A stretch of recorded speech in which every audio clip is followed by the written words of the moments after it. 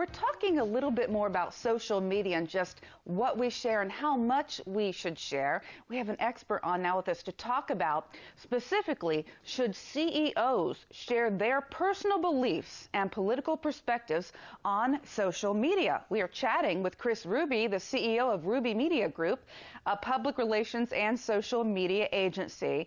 And Kris, welcome. You frequently speak to associations and work with people and CEOs and do workshops, and people can contact you on your website to get personal help with that. We thank you for being with us. Thank you so much for having me. I'm excited to be here with you. We're happy to have you. So let's just get right to it. Should CEOs share their personal belief? Is there any good that could come out of something that could be controversial in this day and age when we're so divided over our political stances? You know, it's a really interesting question, and unfortunately right now I would say that times are only getting more challenging as this upcoming election nears, and you know, I've seen more relationships sort of shattered over political divides and CEOs sharing their political opinion on social media sites, whether it's family members or even colleagues or professional contacts. There's sort of traditional hierarchy that existed within the corporate world, you know, of employee to boss or anything else like that. It's just those rules are right out the window right now when it comes to politics. And it seems that every day there is something new and a new, you know, explosion on social media. A perfect example of that, actually, you know, me personally as a CEO, I put out a tweet the other day about the Super Bowl and my own thoughts on that. Now, I never thought that something that I could say would have such extreme political ramifications. And I think it was retweeted or something over 5,000 times. And I just had a mob come after me online and basically attack me for it. And so the question as a CEO is really, what is your time worth, and do you want to spend the time to engage in the backlash that you will suffer as a result of putting your opinion online? Those are such good points, Kris, because, I mean, I think of Colin Kaepernick and people protesting the NFL altogether, as you say. So it's like you tweet one thing about something that's an American tradition. It's basically a holiday almost, the Super Bowl, and there's backlash. And I know there have been Super Bowl performers who have been criticized because they agreed to perform. But when it comes to people like that and CEOs, you've worked your way to the top of something, and they might just think, you know what, this is what I feel. I'm going to say what I want to say. So is there a place for that? Because if you try to please everybody, you're going to please nobody. But you might just have a cache of people who agree with you, and you'll get new followers and new respect or something. What have you found? What I have found, the unfortunate reality here is that I do think there is a place for some CEOs to share their opinions and political point of views in this country. And unfortunately, that is only people who align or are on the left. I think that if CEOs put out their opinions from the left, and those are often applauded and agreed with, right? But if you see that there is a CEO that is going to say something that is more right-leaning, that CEO is 100% going to get attacked. So what I have found from working with CEOs at both sides of the aisle here is that there is really room for one opinion, one common vernacular in this country right now. And if you try at all to veer away from that sort of set narrative, you will be attacked. And unfortunately, that also means that your business is going to be attacked.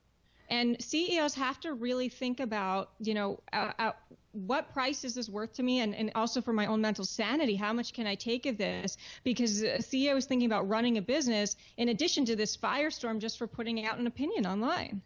Sure. You know, it does, the dynamic right now politically, as you say, the left people will be applauded, but there's a silent right that people are scared to come out there, Hollywood actors that will whisper, and they're afraid to say what they really think, that they approve of President Trump or what the right is doing on this and that, because they're afraid they just won't get work.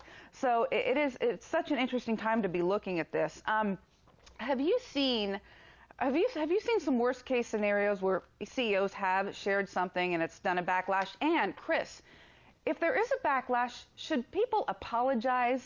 Sometimes it looks so weak. And other times if they say, no, we're saying this and we mean it, that can get even more applause. I don't know. What have you found, being the expert?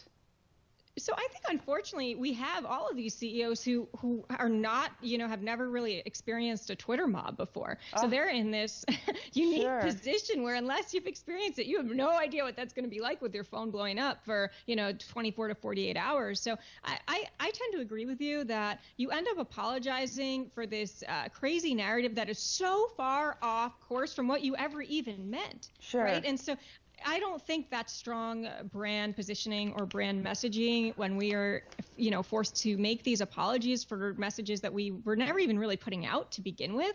And so I think that's really the challenge when you start apologizing for everything, which is what, we see these forced celebrity apologies all the time, or forced corporate apologies. Again, I think a lot of those are really written by PR professionals because they're sort of being told by, their handler that they have to do this. I'm not sure that in the first place, sometimes those people said anything that was so wrong to begin with. Right. But I do see, what's interesting is people direct message me a lot with their opinions around this. And one thing that I will talk about is that in terms of the question you asked about CEOs where they get this wrong, sometimes you have CEOs that are publicly making statements on behalf of their company and all of their employees that, we saw this with all of these tech leaders, something with gun reform, right?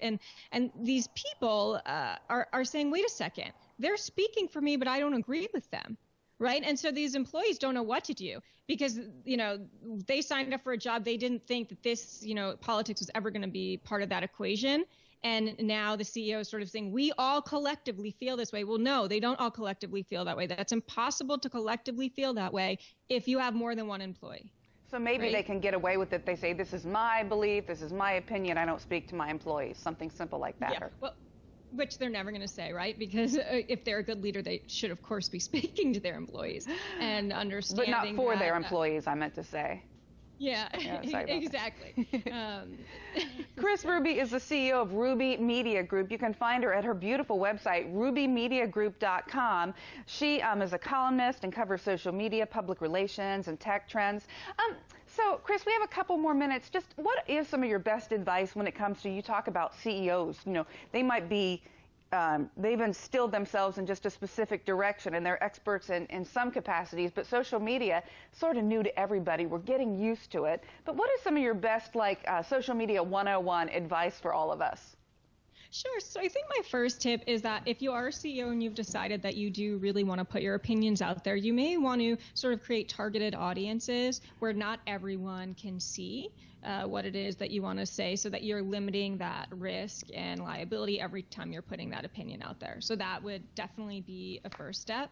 And I think you probably also really want to think about, what are the ramifications of this? Am I okay with this tweet or this post being used on the cover of the New York Times? One thing that I've noticed that I think most executives don't realize is many reporters now are pulling tweets into their stories. And so they don't necessarily need to get approval for those, because when you're tweeting it, it is public. So they're just pulling that directly into their reporting. And so I don't think most CEOs are really aware that that is even happening.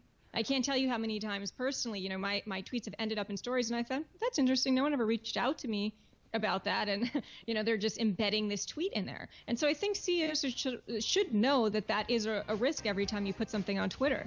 That's such a great point, Kris Ruby, because things move so fast. Journalists are trying to reproduce stories so fast and cover them that when you put out a tweet, it's basically you are speaking and putting out a statement.